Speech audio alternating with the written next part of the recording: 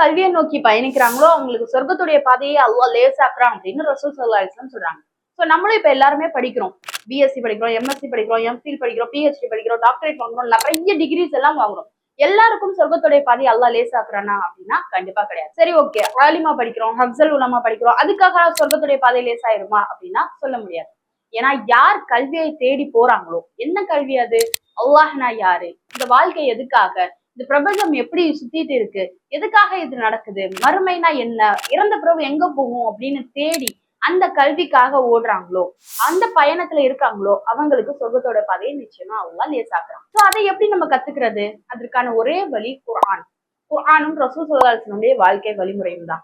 இதை நம்ம முழுசா கத்துக்கிறாம கல்வியை தேடி நம்ம போக முடியாது. சோ அந்த கல்வியை கத்துக்கிறதுக்காக தான் அல்வைஸ் குர்ஆன் அகாடமில இருந்து தப்சீர் கிளாஸஸ் ஸ்டார்ட் பண்ணிருக்கோம். சோ இது குர்ஆன்ல பேசிக்ல இருந்து அட்வான்ஸ் வர ரசூல் ஸல்லல்லாஹு அலைஹி வஸல்லம் வாழ்க்கையை இணைச்சு என்னென்ன கருத்து எல்லாம் அல்லாஹ் சொல்றான், அதன் மூலமா நம்ம வாழ்க்கை எப்படி மாத்துறது அப்படின்றத தெரிஞ்சுக்கிறதுக்காக என்னோட சேர்ந்து தப்சீரை படிக்க எல்லாரும் வாங்க இன்ஷா அல்லாஹ். அஸ்ஸலாமு அலைக்கும் வரஹ்மத்துல்லாஹி வபரகாத்துஹு.